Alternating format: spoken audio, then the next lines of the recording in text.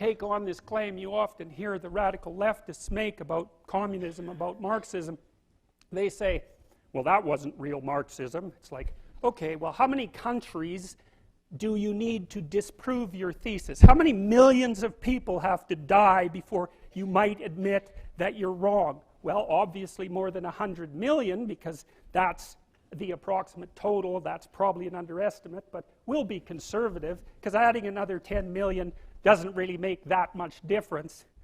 So Solzhenitsyn took that argument apart, partly in his book Lenin in Zurich, and then partly in the Gulag Archipelago. But groundwork had already been laid for all that by Nietzsche, who knew exactly what was coming in the 20th century, and by Dostoevsky, who wrote a book called The Possessed back in like 1880, where he outlined in painful detail the precise mindset that would produce the Russian Revolution like 30 years later.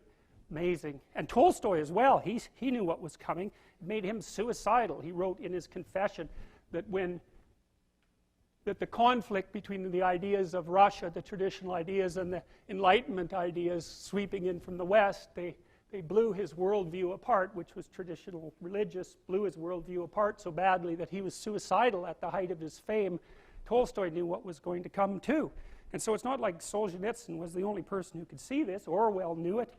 Malcolm Muggeridge knew it in the 1930s when he was noting that the Soviets, given their idea of class guilt, which sounds a lot like white privilege to me, or any other form of racism, they used that doctrine to just round up all the kulaks. They were the productive farmers and ship them off to Siberia, and then 6 million Ukrainians starved to death, but you know, they had too many Ukrainians anyway, so it didn't really matter. So anyways, back to the postmodern types. Well, you know, this all was revealed in such painful detail that even the kind of closed-minded ideologue that Norman referred to just couldn't quite muster up the moral courage to keep beating the same damn drum. So what they did instead, being highly intelligent individuals, was play a game of sleight of hand and transformed these Marxist presuppositions into postmodernism in the 1970s. And the idea basically was, well, the working class isn't going to rise up and crush the bourgeoisie because, first of all, they're getting rich, and that wasn't supposed to happen. And second, well, it sort of seemed to be a catastrophe when that occurred, let's say, in Russia. And so maybe we won't do that anymore because the working class actually isn't buying into this either, which is also a problem. You know, having internalized their own oppression, they wouldn't buy into this, to the global myth of utopia. So maybe it's because they had some sense. It's certainly possible. But anyways, the sleight of hand was, oh, well, fine, we'll just play a different oppressor versus oppressed game, and we'll introduce identity politics. It's like, okay, you're not being oppressed because you're a member of the working class, you're being oppressed because you're a woman. Or you're being oppressed because you have an ethnicity that's outside the main paradigm, whatever that might be.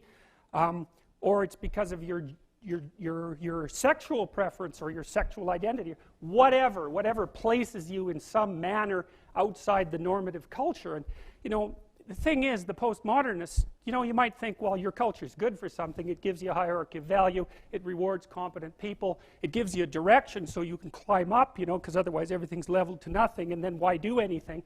Well, they don't care about any of that. They don't believe that there's any such thing as competence. They don't believe that there's any such thing as up. This is all, postmodernism wipes all of that out. And so when the postmodernists analyze a text, all they care about is how it privileges the position of the author and who it oppresses. And that's the only thing they regard as real. And they don't believe in grand unifying narratives. They don't believe that there's a Canadian identity. They don't believe that there's an American identity. They don't believe that there's a Western identity. They don't believe that value structures exist, or if they are, they're irreplaceable with some other value structure. They certainly don't believe that they have any biological grounding, that there's any such thing as a human being. It's all socially constructed, which is really convenient if what you want to do is be the author of an entirely social constructed utopia that you can run. And then when the Marxists say, well, that wasn't real Marxism, what it really means, and I've thought about this for a long time, it's the most arrogant possible statement anyone could ever make. It means, if I would have been in Stalin's position, I would have ushered in the damn utopia instead of the genocidal massacres, because I understand the doctrine of Marxism and everything about me is good. It's like, well, think again, sunshine. You don't understand it. You don't understand it. and you're not that good.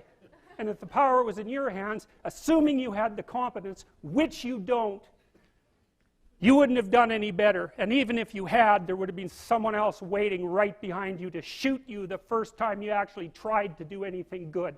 And that's what happened to all the old guard who ran the damn revolution. Stalin rounded them all up and shot them, along with their families and millions of other people. So even if you do happen to be that avatar of moral purity that you claim implicitly, the probability that you'd get to act out your goodness in relationship to those possessed by your ideology is zero. So there's